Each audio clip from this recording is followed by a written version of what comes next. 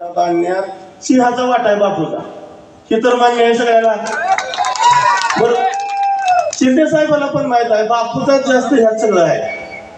मला सांगा, बापूला भाजपने पण वेगळं टाकायचे काय संबंध नव्हता. या दोघांना तिकडे घ्यायचा काय गरजच नव्हती. हो, हे राजकारण जनतेला काय पटलेलं नाही. शहरातल्याच काय पूर्ण तालुक्यातल्या जनतेला पटलेलं नाही. त्यामुळे जनतेने हे जाऊन दिलेलं आहे. कशा का विरोधातला माणूस सुद्धा बापूचंच काम केलेलं आहे. हे दोघं एक झाल्यामुळे विरोधातल्या तिकडच्या माणसाचं बापूचंच काम केले. आबांनी सांगितलं मी तिकडं असतो, बोला तिकडं असतो. आता काय माहित बोलायला आहे का काय कुठं येते काय माहित नाही, दिसली नाही ते. आणि भाजपला काय आता टीका टिप्पणी करत बसत नाही. कारण कसं आहे, बापूचा जरा कल भाजपकडे दिसायला लागला. असू द्या, त्यामुळे मी करून काय उपयोग नाही.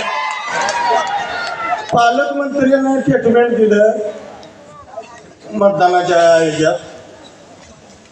देवेंद्र फडणवीसांनी लाडक्या बहिणीला 1500 रुपये खात्यात दर महिन्याला दिले. नवऱ्यानं पण हिला कधी दिलं नव्हतं. ही भाषा पालकमंत्री. असं ते आता त्या विषयावर बोलायचंच नाही. काय बोलायचं सांगा. ते महिलांनी मी जाऊन दिले भगिनींनी सगळ्या. मला फक्त ते एकाच शेटचं बोलायचं आहे. बापूची काय सीमा सर गरज ना. शेरड राखणारी माझी बहीण, माझी माऊली. मुंबईत बापून त्या पोरीचं नाव घेतलं. शेरड राखणारी 4-450 व्हाईट कुटीचा मालक गडी त्याच्या पोरीला पाडलं सफाई केलं. सारखं हेलिकॉप्टर त्याच्याच बंगल्यावर आहे. सारखं हेलिकॉप्टर त्याच्याच बंगल्यावर आहे. बापून उमेदवाऱ्या कोणाला दिल्या बारकाईनं बघा. रिक्षावाला रियाज, ती शेरड राखणारी माझी भगिनी. काय बापून कुठल्या मोठ्या करोडपतीला उमेदवाऱ्या दिल्या नाही, त्या मोठ्या पैसेवाल्याला दिल्या नाही. त्या हिने सगळ्या ह्यांच्या उमेदवाऱ्या स्वतःला घेतलेल्या करोडपती. हेलिकॉप्टरनं गुलाल उधळायची तयारी ह्यांची. काही नाही, सगळ्या अवघा जनतेनं जाऊन दिले. पैसेवाला असला किती जर मोठा असला तर मतदारापेक्षा मोठा कोणीही नाही.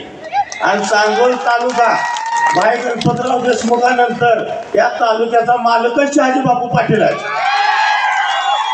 शहाजी बापू पाटलाशिवाय या तालुक्यात कुणाचंच चालणार नाही. कुणी कितीही काही करत बसू द्या. अहो किती पक्ष बदलला आबा. काय तुम्ही आता MIM मध्ये जर जाऊन बघा, त्यात तर काय होतंय का बघा. तुम्ही कुठला पक्ष सोडला नाही. वरनं तुम्ही म्हणताय त्याला माझे पायाची माती कपाळाला लावायला देत नाही. आता काय अवघड झालंय. बिगर 10 रुपये वाटता मग मी 52,000 मताचा मालक आहे. आता अवघड झाले गेले, कंडिशन बेकार झाली. आता बिगर रुपया वाटता सकाळ चुलत भाव मत टाकी नाही. आता हे मी सांगायला लागते का तुम्हाला. आणि तुम्ही जे दादागिरी केली गोरगरिबावर त्याचाही फायदा झालेला आहे बापूला. अहो झोपडपट्टीतल्या माझ्या भगिनी डोक्यावर गाजरी घेऊन त्या बाजारात जनावरांच्या पाणी त्याच्या उदरनिर्वाह करायला पोट चालवाय. त्यांना तुम्ही दम दिला, बाजारच्या बाहेर काढलं. कुणाला डोक्यावर गागरीनं 5 रुपयाला गागर पाणी येते ते जनावराला. 4 वाली गोरगरीब मुसलमान तेवढी बाहेर काढली. मोठे मुसलमानाला उमेदवाऱ्या दिल्या. बरं असू द्या, त्या जातीवर बोलत नाही.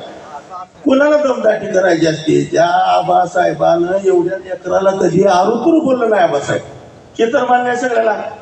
55 वर्ष आमदार असून कोणाला आरुतुरीची भाषा केली नाही. लहान लेकराला आबासाहेब आवाजाव बोलत. आणि तुम्ही बाबासाहेब देशमुख दादागिरीच करायला लागले. आता ही नवीनच फायदा पाडलाय. त्यांच्या घराण्यानं केव्हा दादागिरी केली. ज्याला त्याला घडी फोन करायला लागले तर तुझं असं करेल, तुझं तसं करेल, बाजारच्या बाहेर बाजारात यायचं नाही, धंदा बंद करा. आता अवघड झाले. बापूला लय लोडच पडलं नाही. मग बापून काय करायची गरजच नाही. हिने स्वतःच पायावर करून म्हणली. आता काय बोलायचं सांगा. घरातल्या घरातच सळलं नाही. आता येणाऱ्या पंचायत समिती असेल, ग्रामपंचायत असेल, एक माझी अनिकेत भैयाला विनंती आहे स्टेजवर. शहाजी बापू संघ निवडणुका तुम्ही आताच्या येणाऱ्या लढवाव्या. ही माझ्या मनापासून विनंती आहे. कारण आबासाहेबांचा विचार जर कोण जपणार असेल तर तुमच्या घराण्यात ते अनिकेत एकटा दिसायला लागला. दुसरं काय कोण दिसत नाही. त्यामुळं काय चुकलं वागलं असेल तर जास्त काय बोलत नाही. लय मंडळीला बोलायचं आहे. थोडक्यात आवडतं घेतो, माझं भाषण संपवतो. बाकीची मंडळी बोलायचं. त्यानंतर प्रभाग 11